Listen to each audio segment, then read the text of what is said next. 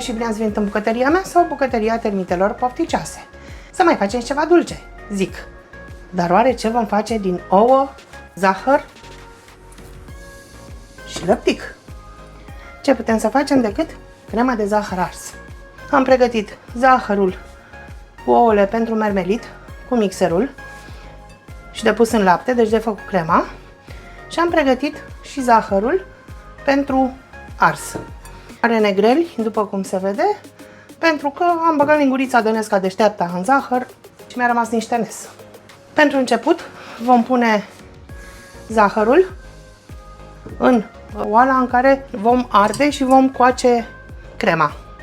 Am scos din gara de zestre oala de zahăr ars pe care o folosea mama.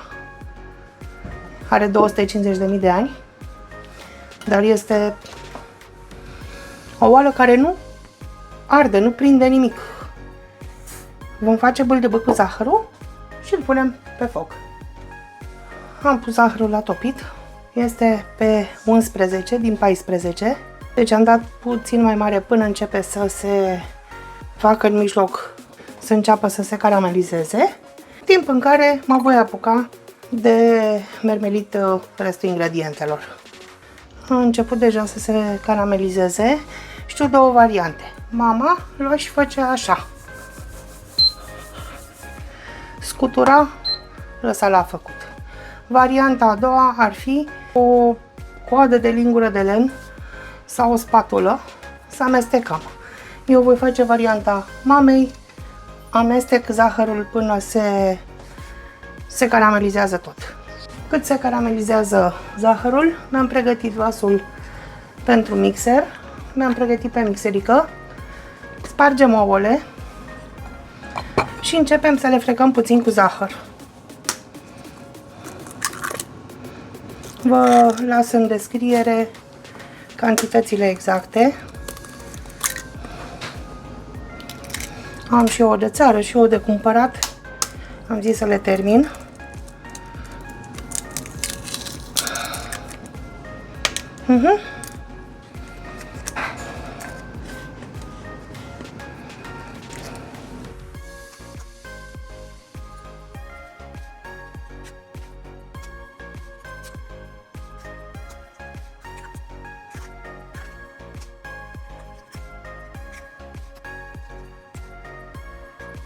Mermelim un pic, după care adăugăm zahărul.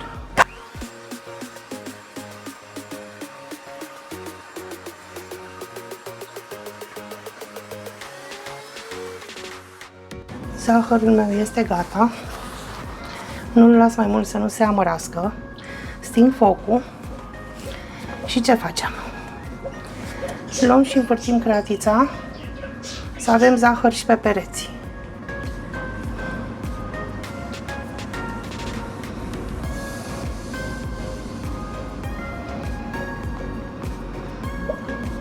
Lăsăm să se mai răcească.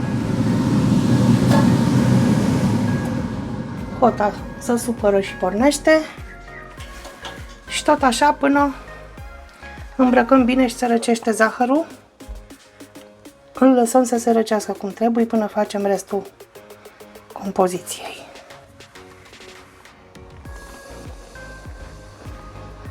Așa. Și ne mutăm la compoziție.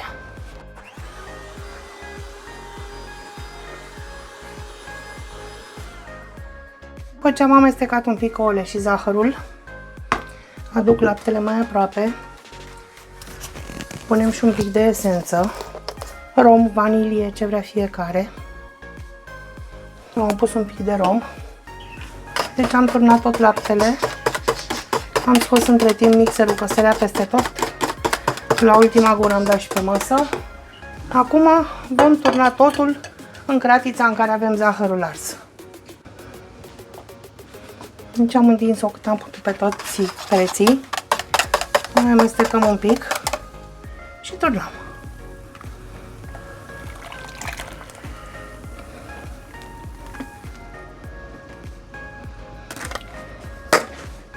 În mod normal, ce știam și ce am mai citit, chestia asta se pune în altă oală cu apă.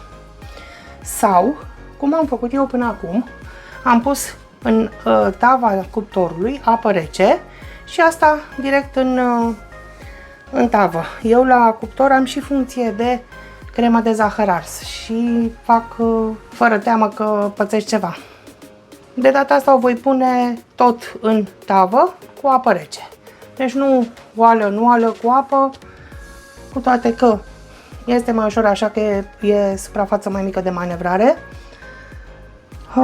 Cum vă este mai ușor? Fiecare face cum îi este mai ușor.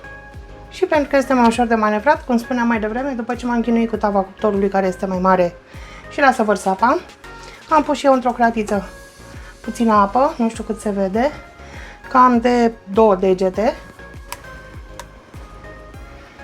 Voi lua mermelele de mai devreme și o aruncăm în cuptor. La cuptorul meu, la crema de zahăr ars, scrie 90 de grade pentru 40 de minute. La final vă spun cât am ținut-o și pe câte grade, că poate mă mai joc la temperatură. Crema mea de zahăr ars este gata. Am ținut-o până la urmă, am umblat la temperatură, cum mă așteptam, 200 de grade 40 de minute. Ups! E așa acum, este caldă. Nu o putem răsturna așa. O băgăm la frigider, mă scuzați. O vom băga la frigider până se răcește. O vom răsturna pe un platou cu marginile mai înalte. În momentul în care o răsturnăm, zahărul care s-a ars să curgă, să fie frumos. O voi băga acum în frigider. Iar mâine dimineață, o las câteva ore bune, iar mâine dimineață când o răstorn, vă arăt ce a ieșit.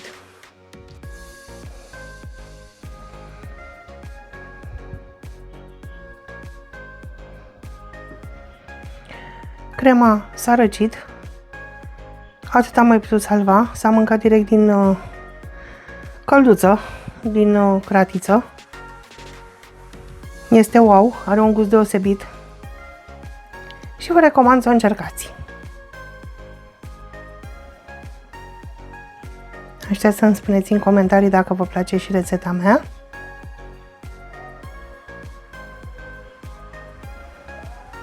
Un like, un subscribe m-ar ajuta. Încă o dată mulțumesc că ați stat cu mine în bucătărie și vă aștept la o nouă rețetă. Vă pup!